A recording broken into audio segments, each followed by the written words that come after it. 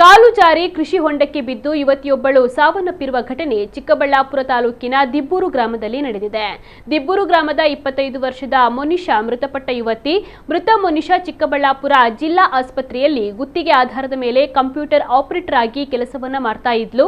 ಘಟನೆಯ ದಿನ ಮೊನಿಷಾ ಕೃಷಿ ಹೊಂಡದ ಬಳಿ ನಡೆದುಕೊಂಡು ಹೋಗ್ತಾ ಇದ್ದಾಗ ಆಕಸ್ಮಿಕವಾಗಿ ಕಾಲು ಜಾರಿ ಹೊಂಡಕ್ಕೆ ಬಿದ್ದಿದ್ದಾಳೆ.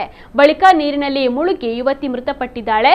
ಕುಟುಂಬಸ್ಥರ ಆಕ್ರಂದನ ಮುಗಿಲು ಮುಟ್ಟಿದೆ. ಘಟನಾ ಸ್ಥಳಕ್ಕೆ ಧಾವಿಸಿದ ಚಿಕ್ಕಬಳ್ಳಾಪುರ ಗ್ರಾಮಾಂತರ ಪೊಲೀಸರು ಪರಿಶೀಲನೆಯನ್ನ ನಡೆಸಿ ಪ್ರಕರಣವನ್ನು ದಾಖಲಿಸಿಕೊಂಡಿದ್ದಾರೆ.